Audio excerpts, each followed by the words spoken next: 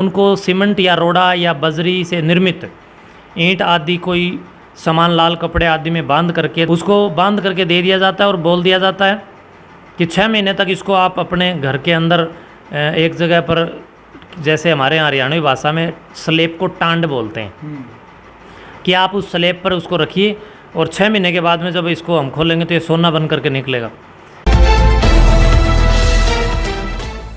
नमस्कार, मैं हूं अजय भारद्वाज और आप इस समय ग्राउंड मीडिया देख रहे हैं। महंत योगी शुक्रानाथ जी इस वक्त हमारे साथ मौजूद हैं और हरियाणा की बात करें या फिर पूरे देश की बात करें, लगातार जो पाखंड है वो फैलता जाने लग रहा है। उसी को लेकर के यानी लोगों को जागरूक करने का जो कार्य कर रहे हैं महंत योगी शुक्रानाथ जी, लगातार इनके कार्यक्रम भी चलते आए हैं। इससे पहले मोखरा के अंदर भी जब पाखंड फैल रहा था तो उस पाखंड को उखाड़ फेंकने में अहम भूमिका रही थी महंत योगी शुक्रानाथ की। अभी फिलहाल भी कई गांव हैं जो इस वक्त पूरे हरियाणा के अंदर भी चर्चा का विषय बने हुए हैं कि यहाँ तक कि ईंट को सोना बनाने तक की और सोने को डबल करने की और रुपयों को डबल करने की जो बातें पाखंड के द्वारा कही जाती हैं, इस प्रकार वीडियो वायरल होने लग रही है। महंत जी, सबसे पहले तो नमस्कार जी। शुभकामनाएं, नमस्कार, राम राम।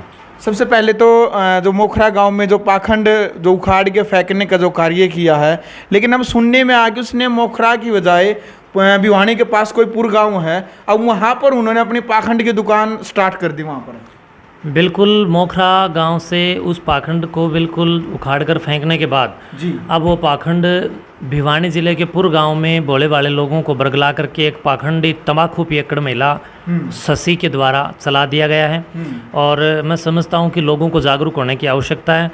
इस प्रकार के पाखंडी लोग समाज के मुंह पर एक धब्बा हैं, कलंक है। तो प्रशासन द्वारा आप जैसे आपकी मुलाकात भी हुई जी, क्या सरकारें जो प्रशासन है क्या इनके द्वारा इस प्रकार के जो पाखंडी होते हैं जो सरेआम जनता को बरगलाने का कार्य करे, क्या इस प्रकार कोई नकेल नहीं कसी जा सकती प्रशासन की तरफ से? प्रशासन के पास जब कोई पीड़ित व्यक्ति जा करके किसी भी प्रकार से FIR देता है, एप्लीकेशन देता है, तो उस पर मैं समझता हूँ कि कोई अतिशयोक्ति नहीं इस बात में कि उस पर कार्रवाई होती है। लेकिन हमारे देश के अंदर साइको लोगों की संख्या बढ़ती जा रही है। आप देख सकते हैं कि पिछले कुछ दिनों पहले करनाल के पास में एक जस हत्याकांड हुआ था। उसकी जो बच्चे की चाची जो थी, उसने जब तक वो इतना बड़ा कांड नहीं किया था तब तक तो वो सामान्य लोगों को सामान्य लग रही थी, लेकिन फिर लोगों की आंखें खुली कि ये महिला साइको थी। इस प्रकार से साइको लोगों की भी संख्या भरपूर मात्रा के अंदर भरी पड़ी है।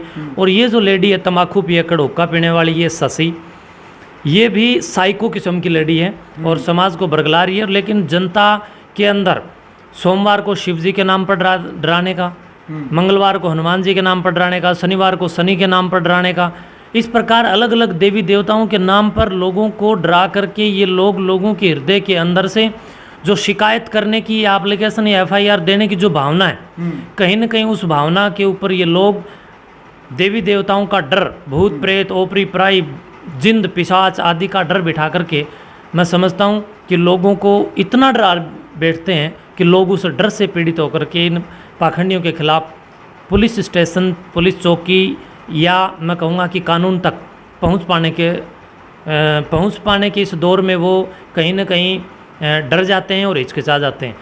उन्हीं लोगों से मैं अपील भी करूँगा कि अगर किसी भी व्यक्ति के साथ इस प्रकार का कोई छलावा, ढोंग, आडम्बर, ये जो महिला या ये इस प्रकार की अकेली ये महिला नहीं है, और भी बहुत सारे पाखंड चले हुए, कोई भी पाखंडी या कोई भी तांत्रिक इस प्रकार की लूट करता है, ढोंग करता है, धर्म की आड़ में गंद मचा करके इन लोगों ने जो रखी है, तो उससे पीड़ित या अन्य किसी भी तांत्रिक से कोई भी व्यक्ति हो तो वो डरे नहीं, घबराए नहीं, हम आपके साथ हैं। और इन पाखंडियों के खिलाफ पुलिस चौकी में जाकर के FIR कराएं। जब कोई पुलिस के पास जाकर के व्यक्तिगत रूप से एप्लीकेशन देगा तो संभवतः उसके ऊपर कार्रवाई होती है। लेकिन इन लोगों ने इतने डरा दिए कि लोग डरते, इन लोगों के खौफ से इतने डर गए हैं, ये हमारा समाज इतना डर गया अंधविश्वासों के कारण कि उस डर और भय के कारण ये लोग FIR तक दर्ज नहीं करवा रहे। बिल्कुल। और ये लोग, इन लोगों की दुकानें चमक रही हैं, लोगों की जेबों पर ये लोग डाका डाल रहे हैं। बिल्कुल। एक मदन हेड़ी गाँव का भी मामला सामने आया कि एक महिला बहला फुसला करके महिलाओं से रुपये लूट रही है। उनके ऊपर आरोप भी लगाए हैं लगभग 4 लाख रुपये लूटने के, और कह रहे कि सोना बना देती है। तो कई इस तरह की बातें आज मतलब साइंस के युग को मानते हैं, पहले भी मानते आए हैं, क्योंकि ऋषि उसको कहते थे, रिसर्च करने वाले को ऋषि कहा जाता था। मतलब विज्ञान के ऊपर आधारित हैं, सभी बातें हैं, प्रकृति को मानते हैं, साइंस को मानते हैं, फिर भी आज के टाइम पर इस प्रकार का पाखंड का फैलना, क्या कहना चाहेंगे मदनहेड़ी गांव में या फिर अनेकों गांव में जो इस प्रकार का पाखंड फैल रहा है? देखिए, अकेला मदनहेड़ी गांव नहीं, वो मामला केवल प्रकाश में आ गया, इसलिए एक हाईलाइट हो गया जी। मैं कहता हूँ हरियाणा ही नहीं बल्कि पूरे देश के हर गांव में इस प्रकार के पाखंडी लोग बैठे हैं जी। प्रत्येक इन पाखंडियों को जड़ से उखाड़ कर फेंकने के लिए वहाँ की जनता को और वहाँ के प्रबुद्ध वर्ग को और वहाँ की युवा पीढ़ी को, वहाँ के शिक्षकों को और वहाँ के सन्यासियों को सामने आकर के जड़ से उखाड़ कर फेंकने का कार्य करना चाहिए। मदनहेड़ी गांव हिसार जिले के अंदर हांसी तहसील में पड़ता है। मदनहेड़ी गांव में भी पिछले दिनों एक ढोंगी तांत्रिक महिला के द्वारा, एक फर्जी साध्वी के द्वारा, एक पाखंडी औरत के द्वारा लोगों को बड़े स्तर पर बरगला फुसला करके उनसे पैसा ऐंठना और उनको सीमेंट या रोड़ा या बजरी से निर्मित ईंट आदि कोई सामान, लाल कपड़े आदि में बांध करके धर्म का ढकोंसला करके, देवी देवताओं का ढकोंसला करके उसको बांध करके दे दिया जाता है और बोल दिया जाता है कि 6 महीने तक इसको आप अपने घर के अंदर एक जगह पर, जैसे हमारे यहाँ हरियाणवी भाषा में स्लेब को टांड बोलते हैं, कि आप उस स्लेब पर उसको रखिए और 6 महीने के बाद में जब इसको हम खोलेंगे तो ये सोना बन करके निकलेगा। अब जिस महिला ने वो ईंट घर में रखवाई थी, उस महिला ने वो एक बार बीच में खोल करके देख ली, तो उस महिला के पास जा कर के उसने कहा कि भाई तुमने तो कहा था सोना हो जाएगा, वो तूने तो ईंट रोड़ा बांध करके दे रखा है। बोले तूने खोल लिया उसको? तो उसने कहा मैंने खोल लिया। बोले तू अंधी हो जाएगी। बोली मैं अंधी हो जाऊंगी, वो तो मैं देखूंगी, लेकिन तूने मेरे साथ ढोंग क्यों किया? जब व्यक्तिगत रूप से उस महिला के साथ ये छलावा, ये ढोंग, ये आडंबर, ये छद्म भेषिता का बर्ताव हुआ, तब उस महिला ने इस बात को मीडिया में हाईलाइट किया और इस पाखंड के विरोध में वो माता खड़ी हुई। उस बुढ़िया, उस हिम्मती, उस संघर्षी, उस मेहनती और साहसी उस मदनहेड़ी गांव की पाखंड विरोधी महिला को भी मैं विशेष तौर पर धन्यवाद दूंगा कि आपके पाखंड के विरोध करने और आपके इस साहस से समाज के अनेकों लोग जो आपकी तरह इन पाखंडियों के चंगुल में फंसे हुए थे वो बच जाएंगे और भी जो फंसने वाले हैं वो भी बचेंगे। तो ये एक बहुत बड़ा पाखंड, एक छलावा है और एक वेद विरुद्ध कार्य है, विज्ञान विरुद्ध कार्य है, शास्त्र विरुद्ध कार्य है, महापुरुषों के विरुद्ध, महापुरुषों की प्रेरणाओं के विरुद्ध किया जाने वाला कृत्य, कुकृत्य या कार्य है। इस प्रकार के कुकृत्यों को पाखंड कहते हैं और इन पाखंडों का विरोध प्रत्येक जागरूक और प्रबुद्ध व्यक्ति को करना चाहिए। मैं समझता हूँ यही राम और श्री कृष्ण का वास्तविक रास्ता है। इसके सिवाय अन्य कोई पाखंड या झूठी परंपराएं या ढकोंसले या आडंबर समाज को स्वीकार नहीं करने चाहिए।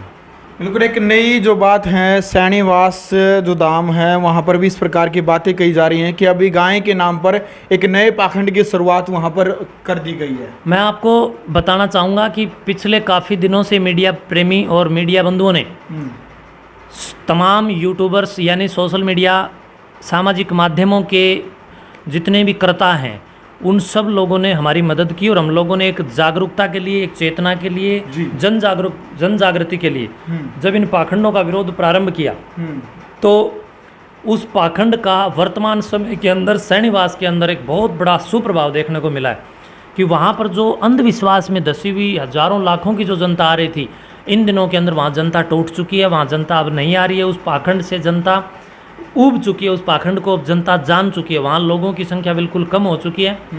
और अब उस पाखंडी जो तौलिया आदि के माध्यम से जो लोगों को झाड़ा लगाने के नाम पर जो लूट और ठग विद्या के माध्यम से ठगने का काम कर रहा है, उस ठग ने एक गाय को वहाँ पर बांध करके उसके चारों ओर से स्टील की ग्रिल आदि लगा करके उसके ऊपर से एक झोंपड़ी नुमा एक स्थान बना करके और एक गाय कहीं और जगह से ला करके रख दी उसके अंदर और उसके चारों ओर कई सारे दान पात्र लगा दिए और लोगों को भीड़ के अंदर इस बात के लिए प्रेरित करता है कि जाइए गौ माता के मत्था टेकिए, गौ माता को प्रणाम कीजिए, उस पर हाथ फेरिए और वहाँ दान पात्र लगा दिए। यानी गौ माता के धार्मिकता की आड़ में या गौ माता के प्रति लोगों की जो आस्था है उस आस्था की आड़ में वहाँ पर भी बड़े बड़े दान पात्र लगाकर लोगों को ठगा जा रहा है, लूटा जा रहा है। गौ के नाम पर गौ की आड़ में एक बहुत बड़ा बिजनेस, एक व्यापार खड़ा किया जा रहा है। दूसरी बात, एक इस ठग विद्या का बड़ा प्रमाण ये है कि सैनीवास गांव के अंदर कितने लोग बीमार पड़े हैं। श्रीनिवास गांव के सरपंच और ग्राम पंचायत ने मेरे से संपर्क किया। उन लोगों ने मुझे वहाँ के ताज़ा हालातों के बारे में बताई। खुद इस झाड़ा लगाने वाले सत्यनारायण के चाचा जी या पता नहीं बड़े भाई या कौन, रामेश्वर जी उनका नाम है, वो खुद कई सालों से बीमार पड़े। उसको इसने खूब झाड़े लगा के देख लिए, वो ठीक नहीं हुआ। इनके बेटे को खुद मिर्गी के दौरे पड़ते हैं, वो इनके झाड़ों से ठीक नहीं हो रहा। और खुद श्रीनिवास गांव के लोग बीमार हैं, कितने लोगों को क्या क्या अलग अलग तकलीफ़ें, कोई किसी को आराम नहीं हो रहा है। तो इसलिए जनता को कहना चाहूँगा, ये एक ठग विद्या है, एक प्रोपगंडा है, एक आडंबर है, एक झूठ है, एक कपट है, एक मिथ्या, एक छल है। और इस प्रकार की छद्मवेशिता का आप सब मेरे साथ जागरूक होकर के औरों को भी जागरूक करने का कार्य करें। और मेरी इस अपील को आप लोग सहज स्वीकार भी करें। आपसे हाथ जोड़कर विनती करता हूँ कि ऐसे आडंबरी लोग जो कि सनातन धर्म और वेद के ऊपर कहीं न कहीं अविश्वास की भावनाओं को प्रकट कर रहे हैं, अविश्वास की भावनाओं को बढ़ावा दे रहे हैं, विज्ञान के प्रति भी लोगों के दिल से भरोसे को ख़त्म कर रहे हैं और आडंबरों और अंधविश्वासों में धकेल करके अपनी जेब भरकर सामने वालों की, भोली वाली जनता की जेबों पर डाका डालने का लोग कार्य कर रहे हैं। इनका भंडाफोड़ हो चुका है और अब हम लोग बहुत जल्दी इन पाखंडों के खिलाफ और भी बड़े अभियान प्रारंभ करने जा रहे हैं। बिल्कुल।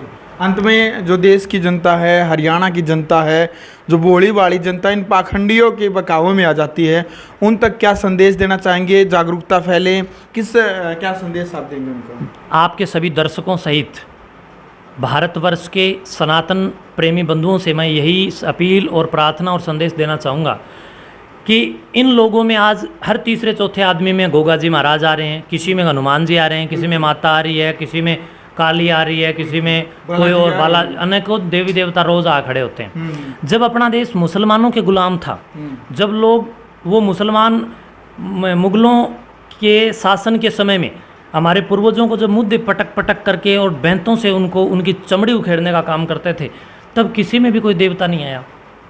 200 साल तक अंग्रेज़ों ने खूब जूत मारे, तब किसी में कोई देवी देवता नहीं आया। तब ज़रूरत थी, तब किसी में हनुमान आ जाता और लेके गदा सारे अंग्रेज़ों की खाट खड़ी कर देता, तब मानते ना। तो यानी जब विपरीत परिस्थितियां थी, जब देश के सामने एक बहुत बड़ा संकट खड़ा था, जब किसी के अंदर 800-700 साल मुसलमानी रहा और 200 साल लगभग अंग्रेज़ों का रहा, इतने लंबे कालखंड के दौरान किसी में कोई देवी देवता नहीं आया। और अब ये लोग ढोंग कर रहे हैं कि हमारे अंदर देवी देवता, जब रोटड़ी खा के थाली में टुकड़ा बचने लग गया ना, तब हर तीसरी चौथी महिला में देवी देवता आ रहे हैं। जिस महिला के अंदर माता आती है, उस महिला को कैसे जांचोगे आप कि भी उसमें माता आ रही है? उस महिला को आप चिड़ियाघर में, नज़दीकी कोई भी चिड़ियाघर हो, वहाँ पर जो शेर हैं उस शेर के पास ले जाएं। अगर उसमें माता होगी तो वो शेर के ऊपर बैठ जाएगी, और वरना शेर ने तो ऊपर बैठना है ही है। उसको शेर के पास ले जाकर जांच करें, शेरों वाली शेर पर बैठ जाएगी अगर होगी तो। और अगर किसी में हनुमान आता हो तो अपने नज़दीक में जितने भी पहाड़ हैं उन पहाड़ों के पास ले जाओ। पुराणों के अंदर इस बात का जिक्र मिलता है, पौराणिक लोग कहते हैं कि हनुमान जी महाराज पहाड़ उठाकर उठते थे। तो जिसमें हनुमान आता है उसको एक पहाड़ के पास ले जाएं और कहें कि इस पहाड़ को उठा के दिखा, हम मान जाएंगे भी तेरे अंदर हनुमान जी आते हैं। तो जनता से मैं यही कहूँगा कि जिनमें जो भी, जैसे किसी में भैरव जी आते हैं तो उसको ये कहो, ये पौराणिक लोग कहते हैं कि भैरव जी जो है ना कुत्ते पर बैठ कर चलते थे, कुत्ता उनकी सवारी थी। तो गाँव में घने सारे कुत्ते, एक कुत्ते पर बिठा के देखो इनकी पिंडी ना पाड़ ले तो इसलिए इन लोगों की जाँच करें। जिसमें जो देवता आने की बात, जैसे गोगा जी आने की बात कर रहे हैं, तो देखते हैं इनको ले जा करके वहाँ भारत और पाकिस्तान के बॉर्डर पर जब आतंकवादियों का बहुत बड़ा गिरोह देश की फ़ौज को गुप्त रूप से कंडम करने का कार्य कर रहा है, फौजियों को धोखे से मर्दन करने का कार्य कर रहा है, उन आतंकवादियों के सामने खड़ा कर दे। क्यों? क्योंकि गोगा जी महाराज ने, वीर गोगा जी महाराज ने युद्ध लड़े, युद्ध जीते थे। ये लोग देखते हैं वहाँ कितने युद्ध जीत के दिखाते हैं। दूसरी बात ये कहते हैं, हम पूछा करते हैं, किसी की खोई हुई चीज़ बताते हैं तो फिर थाने में इन लोगों को बिठा दो, थानेदार को हटा दे सरकार। बहुत सारी चोरी रोज़ होती है, चोरी की रोज़ एप्लीकेशन थाने में जाती है। इन लोगों को वहीं बैठे बैठे पूछ लो भी किसने चोरी की है, प्रूफ के साथ बता दें, चोरी किया हुआ माल कहाँ है बता दें। सरकार को चाहिए कि या तो एम्स या तमाम मेडिकल साइंस की प्रौद्योगिकियाँ जितनी भी चली हुई हैं उन सबको बंद करे और इन लोगों को और ज़्यादा बढ़ाए, पाखंडियों को, या फिर इन पाखंडियों को बंद करे। इनके पाखंड में दम नहीं है तो फिर मेडिकल को ही बढ़ावा मिलना चाहिए, इन पाखंडों को नहीं। और अगर पाखंडों में दम है, चुटकियों में कैंसर के रोगियों को लोग ठीक करने का दावा करते हैं, अगर पाखंडों में इतना दम है, इन आडंबर, इन अंधविश्वास, इन झाड़ेबाजी, इन पूछाबाजी, झाड़ फूंक में, तो फिर आप अपनी सरकार से निवेदन करूंगा कि इन बड़े बड़े एम्स जैसे अस्पतालों को बंद करें, इन बड़े बड़े मेडिकल लाइन के जितने भी आपके पास विकल्प हैं उन सबको बंद करें और इन पाखंडों को ही वहाँ पर पाखंडियों को बिठाएं और इनके जाड़े से ठीक करवाएं। या फिर 10-15 वैज्ञानिक बुद्धि के लोगों को, वैज्ञानिकों को, डॉक्टर्स की टीम को बिठा करके उनके सामने इनके पाखंड से किसी कैंसर वाले को झाड़ा लगवा करके देखें, या किसी बड़ी बीमारी से ग्रस्त व्यक्ति को इनसे उपचार करवा के तुरंत देखें वहाँ ठीक होता है क्या, और फिर लेबोरेटरी टेस्ट करवा करके देखें। लैब की टेस्ट पहले क्या आती है, इनके झाड़े के बाद क्या आती है। ऑन द रिकॉर्ड इस प्रकार का ये जो अंधा खेल चल रहा है, इसका ऑन द रिकॉर्ड इसकी जांच होनी चाहिए और इस जांच के बाद इस समाज को इन पाखंडों की गर्त से निकालना चाहिए। सरकार की भी ये बड़ी जिम्मेदारी बनती है और समाज के प्रबुद्ध व्यक्तियों के संस्कारों की भी एक ये बहुत बड़ी जिम्मेदारी बनती है कि राष्ट्रीयता की साधना के अंदर बाधा की ये तत्व है जो गांव-गांव में, घर घर के अंदर बड़े स्तर पर जन्म ले रहे हैं। ये पाखंडी इस देश को, आप देख सकते हैं सोमनाथ मंदिर को लुटाने का काम इन्हीं पाखंडियों ने किया, तो एक बार पुनः ये लोग इस देश को गुलाम करने का काम करेंगे। क्यों? आप लोग देखें, एक मुट्ठी अंग्रेज भारत में आए, एक मुट्ठी मुगल इस भारत में आए और इतनी बड़ी संख्या वाले इस देश को गुलाम बना करके चले गए, इतने साल तक लूट करके चले गए। इन्हीं पाखंडों की वजह से वो लोग यहाँ पर सफल हुए। तो अब ये पुनः पाखंड बढ़ रहे हैं। इन पाखंडों की वजह से आप लोग ज्ञान, विज्ञान, यश, गौरव से दूर होकर के, राष्ट्रीयता से दूर होकर के, वैदिक विश्व राष्ट्र के इतिहास से आप दूर हो जाएंगे और अंधविश्वासों की इस गफलत के अंदर आप डूब जाएंगे। इस गफलत के महान जिसको मैं ये कहूँगा कि इस अंधी लूट के इस बाज़ार से आप बचें, और बचने के लिए आप जागरूक हों। एक बार महाराज गोपीचंद भर्तृहरि जी को पढ़ें, गोपीचंद भर्तृहरि जी के साथ साथ गुरु गोरक्षनाथ जी को पढ़ें, और पाखंडों के एक महान विरोधी आचार्य कबीरदास जी महाराज को पढ़ें, और इस निकटवर्ती सदियों के अंदर ऋषिदेव दयानंद जी महाराज को पढ़ें। ऋषिदेव दयानंद जी के साथ साथ आप आदि शंकराचार्य को पढ़ें, और निकटवर्ती सदियों के अंदर कुछ दशकों पूर्व ऋषि कणव, कणाद, कपिल, जैमिनी या पाणिनि, पतंजलि, अनेकों प्रकार की एक लंबे कालखंड की जो लंबी श्रृंखला रही है, उन तमाम ऋषियों को पढ़ें।